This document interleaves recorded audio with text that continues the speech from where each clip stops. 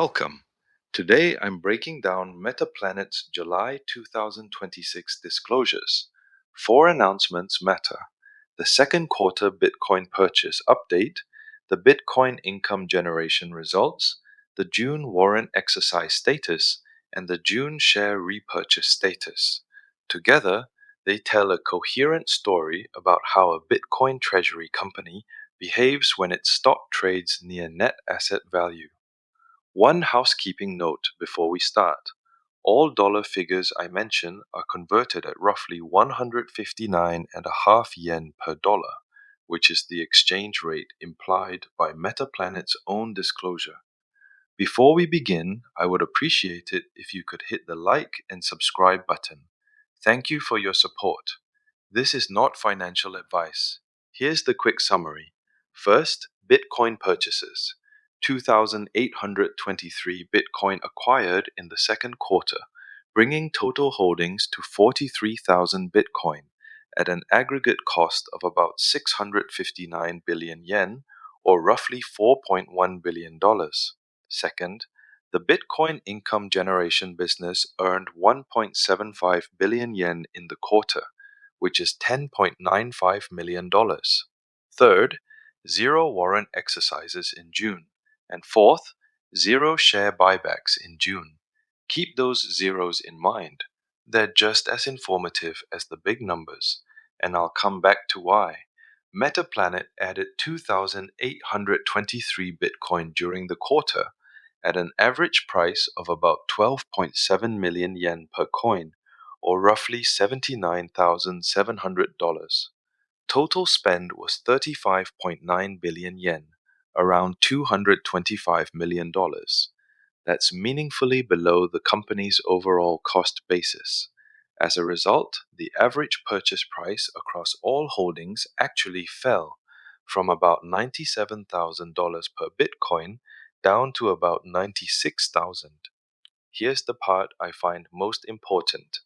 These purchases were funded almost entirely without issuing common stock. The money came from credit facility borrowings, ordinary bonds, and revenue from the income generation business. Only 5.27 million shares were issued during the entire quarter, all through the 27th series warrants. And those exercises only happened during windows when mNAV was at least 1.01 times. This is the mNAV clause working exactly as designed. No equity gets issued below net asset value, so there's no value destructive dilution. When the stock trades at or below the value of the Bitcoin behind it, the equity window simply closes.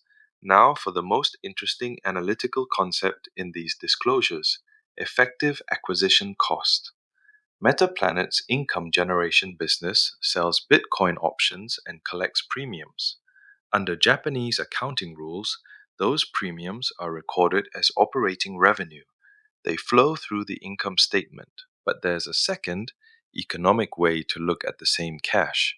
If you spent $225 million buying Bitcoin and at the same time collected $11 million in option premiums, your net cash outlay was really about 214 million. Think of it like buying a car for 3 million yen while the dealer pays you 150,000 yen to test drive other cars that month. The invoice still says 3 million, but your bank account only went down 2.85 million. Let's put the two views side by side. Under the accounting view, the gross Bitcoin purchase is 35.9 billion yen, and the 1.75 billion yen premium is recorded separately as operating revenue. The reported cost per Bitcoin is about 12.7 million yen. Under the economic view, that same premium is netted against the purchase. The effective acquisition amount drops to 34.1 billion yen, and the effective price per Bitcoin falls to about 12.1 million yen, or $75,800. That's roughly 4.9% below the reported price. Metaplanet is clear that this is a supplemental view, not a replacement for the official cost basis. but it captures the real economic contribution of the options desk. Every yen of premium is a yen the company didn't need to raise from shareholders or lenders. The single most important question for any Bitcoin Treasury stock is, does this increase BTC per share? For the second quarter, the answer is clearly yes. And here I want to be precise about the headline number because it's easy to misread. The 6.6% BTC yield covers the second quarter only. April through June, it is a quarter-to-date figure, not a year-to-date figure. For the first half as a whole, compounding the first quarter's 2.8% with the second quarter's 6.6% gives a cumulative yield of roughly 9.6%. I verified this independently against the company's own BTC per share data, and the math checks out. The mechanics behind that 6.6% are elegant. Bitcoin holdings grew 7% during the quarter. Effective diluted shares grew only 0.4%. When the numerator grows 7% and the denominator barely moves, Bitcoin per share compounds. This is the payoff of funding purchases with debt, bonds, and operating income instead of discounted equity. It's leverage in service of the shareholder, applied precisely when equity is the expensive currency. Now, those zeros. Zero warrant exercises in June tells me the mNAV condition wasn't reliably met late in the quarter. The market was pricing the stock at or below net asset value. Zero buybacks tells me management judged Bitcoin purchases a better use of capital than repurchasing stock, at least in June, despite having a 75 billion yen authorization sitting untouched. I'd flag this as the one real tension in the quarter. With the stock near net asset value, the capital allocation bar between buying Bitcoin and buying back shares is getting genuinely close. Watching which lever they pull in the third quarter will be revealing. Let's talk about guidance. Metaplanet is targeting 16 billion yen in revenue for fiscal 2026, roughly $100 million, with 11.4 billion yen of operating profit. Here's the bridge. The first half delivered about 4.9 billion yen of total revenue. That means the second half must generate roughly 11 billion yen, or about 5.5 billion per quarter. That is more than triple the second quarter's run rate. Hotel revenue is a rounding error here, so essentially all of it must come from the options business. To size the challenge, I calculated an implied quarterly premium yield. Income generation revenue divided by the market value of the Bitcoin collateral base. In the second quarter, that yield was about 0.45%, a low volatility environment with weak option premiums.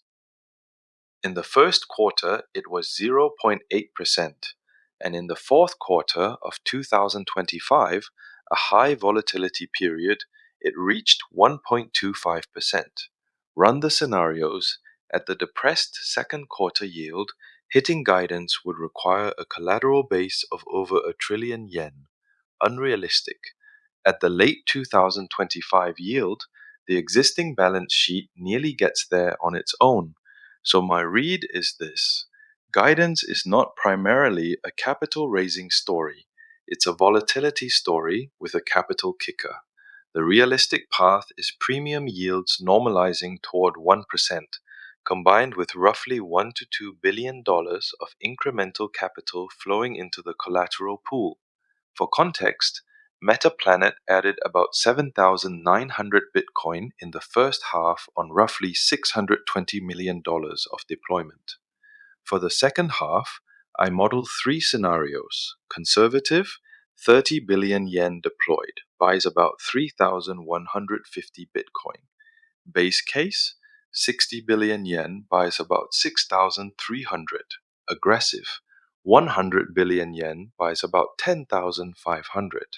My base case puts Metaplanet at roughly 49 to 50,000 Bitcoin by year end, within sight of the halfway mark to its long-stated 100,000 Bitcoin ambition.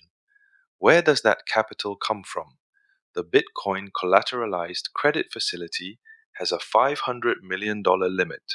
$302 million was drawn as of mid-May, and total foreign currency debt at quarter end suggests remaining headroom of perhaps $80 to $100 million. Beyond that, there are ordinary bonds, the 27th series warrants, worth about $140 to $170 million if fully exercised, but only when mNAV permits, and preferred equity, using the Mercury structure as a template. One constraint worth noting: the company's stated policy caps debt at roughly 10% of Bitcoin net asset value, and they're already near that ceiling. That's why I expect preferred equity, not more debt, to do the heavy lifting in the second half. Strip away the numbers, and these disclosures teach a repeatable mental model for evaluating any Bitcoin treasury company. When mNAV is above 1, issue equity, buy Bitcoin, and BTC per share rises. The premium is the fuel. When mNAV is around 1, shut the equity window and fund with debt, preferreds, and operating income.